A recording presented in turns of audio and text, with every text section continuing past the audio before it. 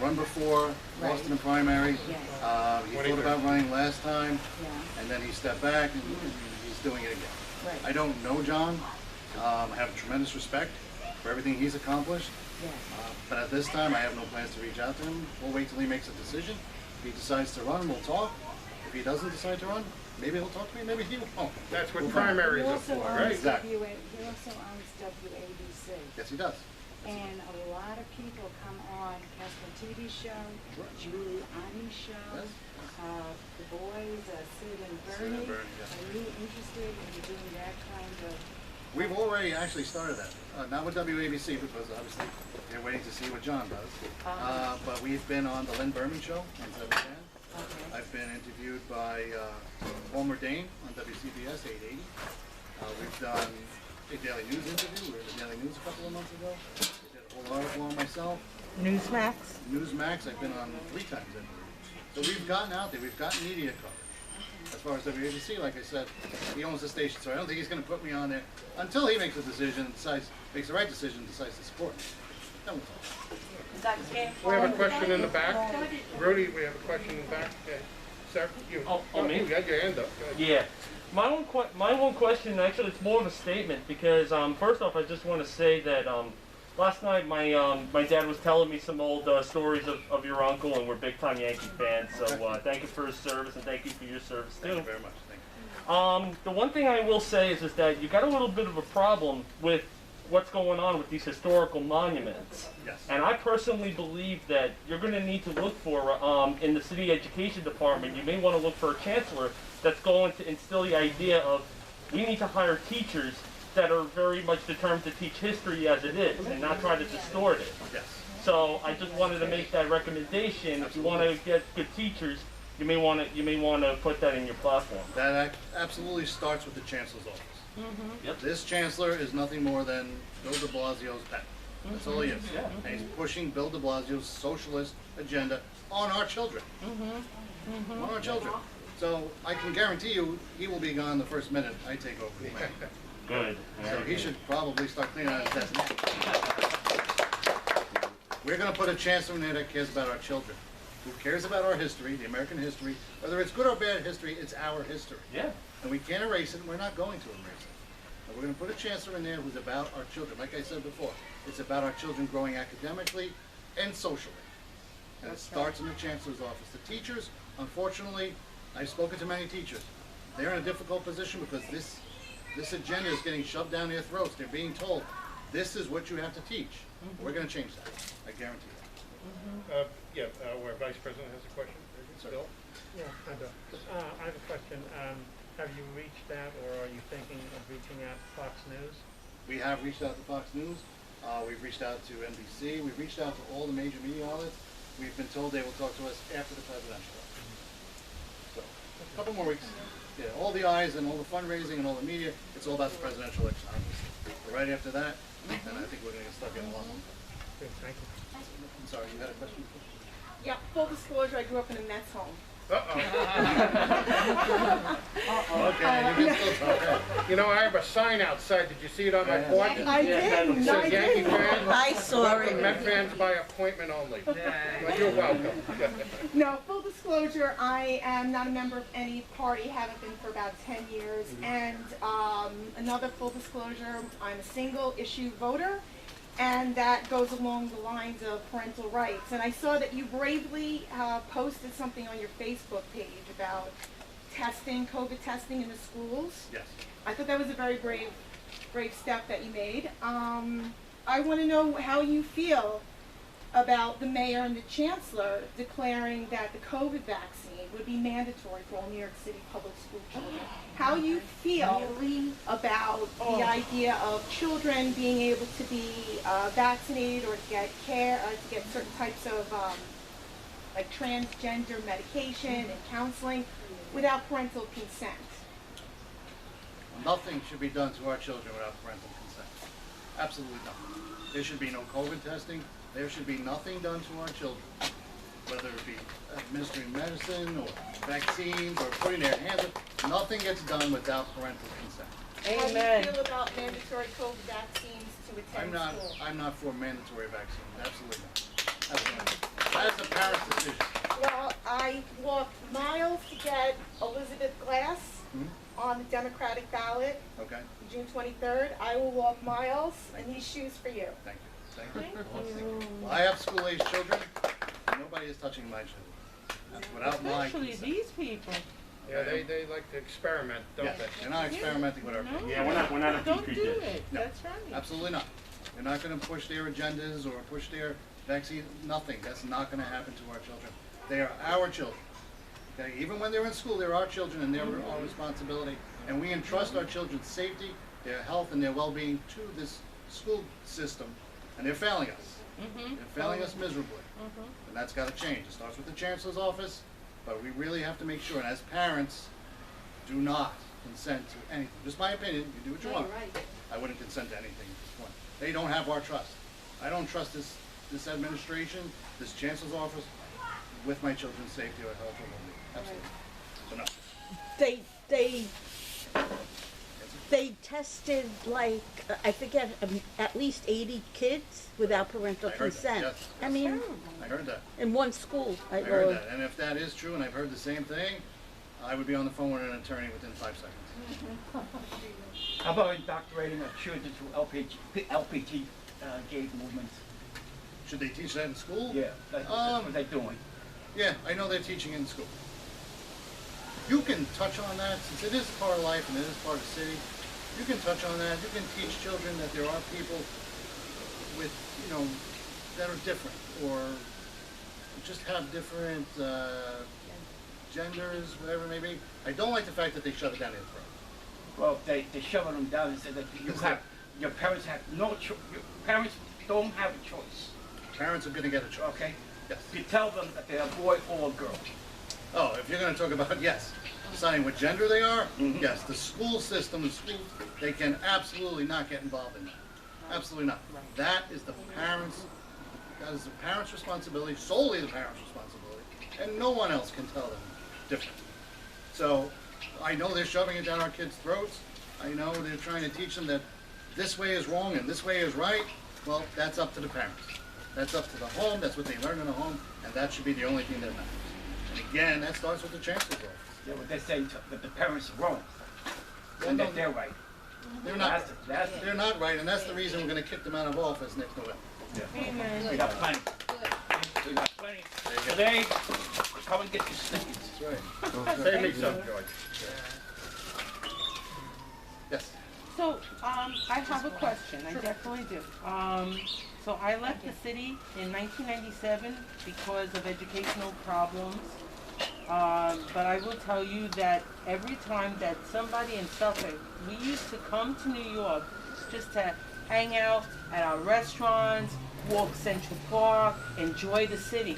We don't do that right now. We're not doing that. And so my question to you is, I guess, more of how you're going to address, public safety. I understand you have that beautiful background of both, of having cops and firefighters, so you're public safety all over the place. Yes. Is there anything in particular that you're thinking about as far as restoring the city so that people will feel comfortable coming back in? And I don't know if this is a bad question, but the BLM sign that was in front of the Trump Tower, I was just amazed Yes. at that. Absolutely. Is that still there? That's still there. With police protection still? Yes. So, yes. All our taxpayer money was very important to guard that, isn't it? Exactly. I actually know the As our young city woman looks that like a kept ghost town. putting the Yes, black, that's putting the happening. paint all over and saying Yeah. it's a lie, it's a lie. Yes, she rocks. Yeah, Beverly. But yeah, as far But as to- public yeah, safety, to answer your because we question, we really have do a- want to come back into the city and, Yeah, of course, we all do. I do too. bring our money. Yes, of course. That's why our economy's crashing. New York starting to look like each and every day like Detroit.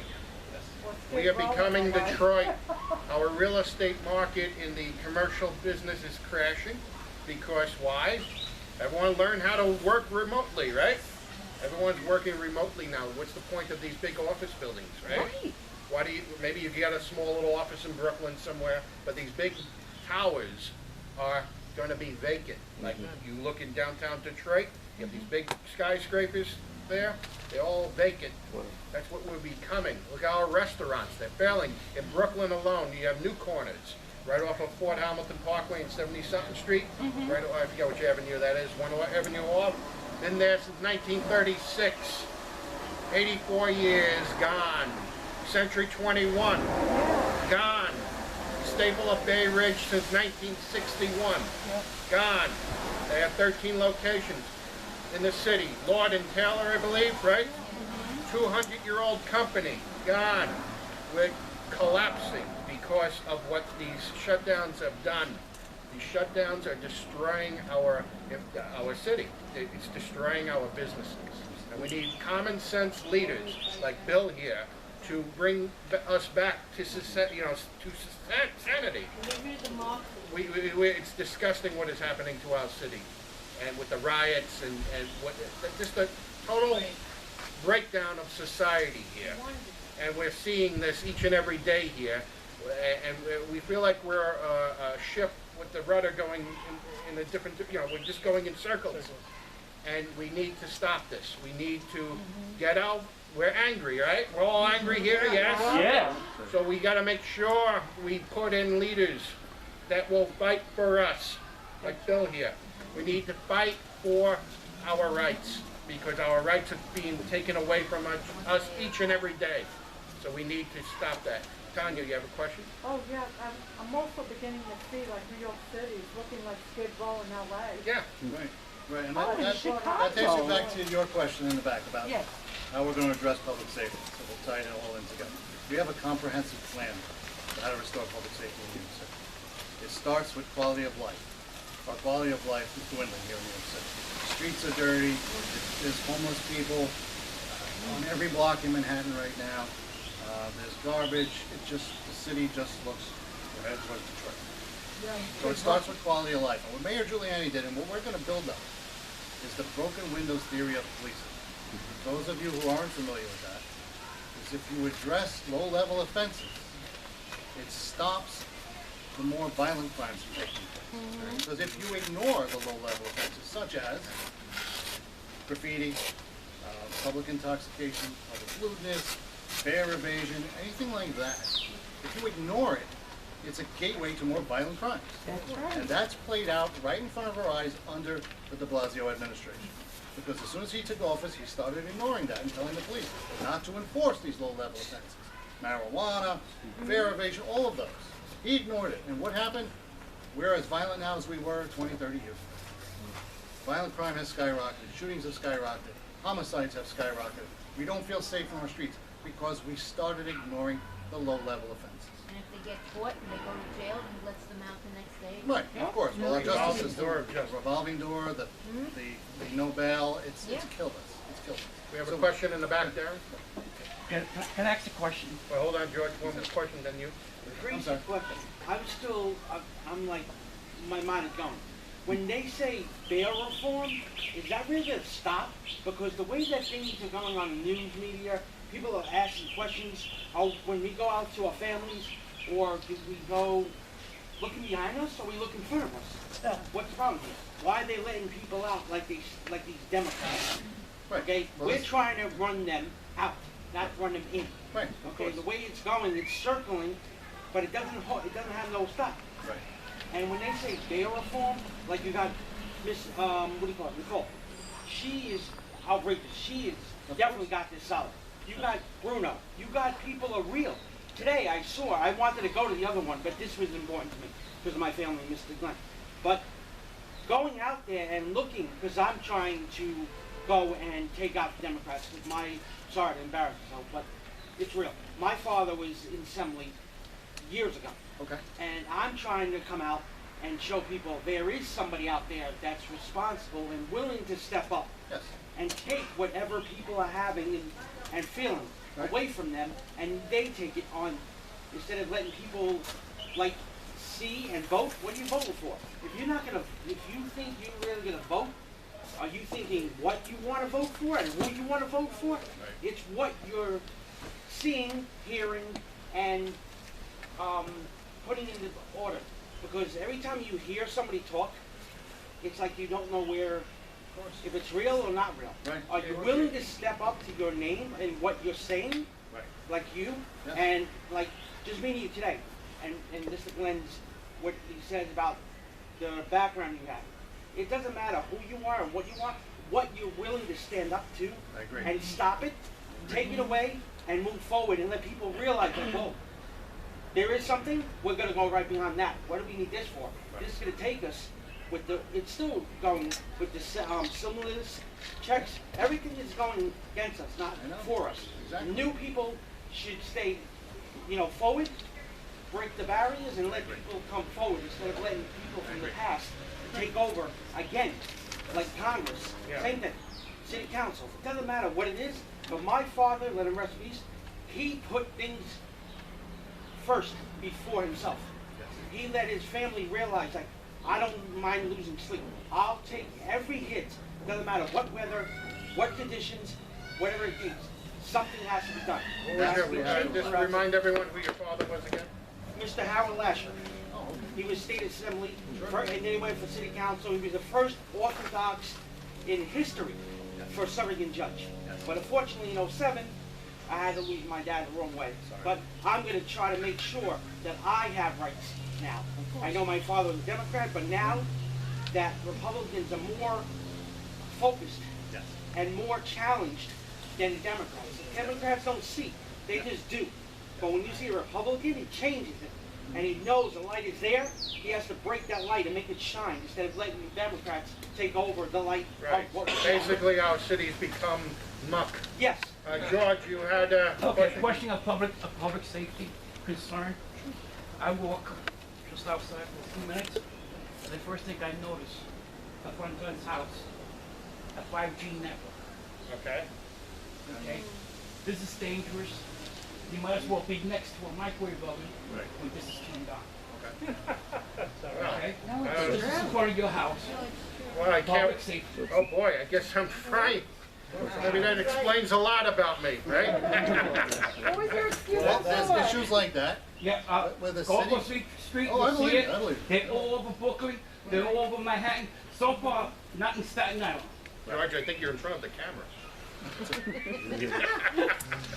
Then I break it. Yeah, you're absolutely right. Public safety encompasses It's a just a lot. problem, Yes, I agree. okay? I And agree. it's not being, nobody's talking about it. I put it on Facebook, Okay. I talk about it. They shut me down, they destroy the picture, they take, because they don't want you to know. Hey, I guess, the tin foil, right? You never know, right? No! I'm No, involved it's in not an a joke. organization They're all making over. it back in Brooklyn. Okay. Because now That's how it that, looks. That's how it President looks. Trump wants to bring That's the all intent. businesses from communist China, so Not making more like here here. in the United States. So there's a lot of commercial properties that can be used for bringing businesses or entrepreneurs. And I'm involved in nonprofit organization called Making It in Brooklyn. Good for you. And and I'm working with this black guy, with the black community, trying to bring when people are doing working and entrepreneurs, or there's so many businesses that can be made right here in Brooklyn. Like I'm into vitamin C, so producing vitamin C, or even drugs that were produced in China, they can come here. So that's how I'm involved. Well, that's good. Menachem, you had a question? Yeah. You can take the mask if you don't get confused. Sorry. So I didn't hear. I heard much about the public safety and those burning situations, which are really on the front burner. So I know through myself and the people who in my neighborhood and those particularly Orthodox Jewish people. So there's, on the left-hand side of the aisle, there's no distinction between social issues and economic issues. There's really no, I didn't hear what your positions are, and I'm not sure that it matters at this point, socially and all that. But I will tell you that in my own community, in those areas that I live in, I've gotten out and really voted on a number of, helped campaign on a number of issues that were social in nature. Okay. Because what you have, and the question is, I don't know, I don't want to put you on the spot with social issues. That's why I'm here. That's why you can ask whatever. Okay,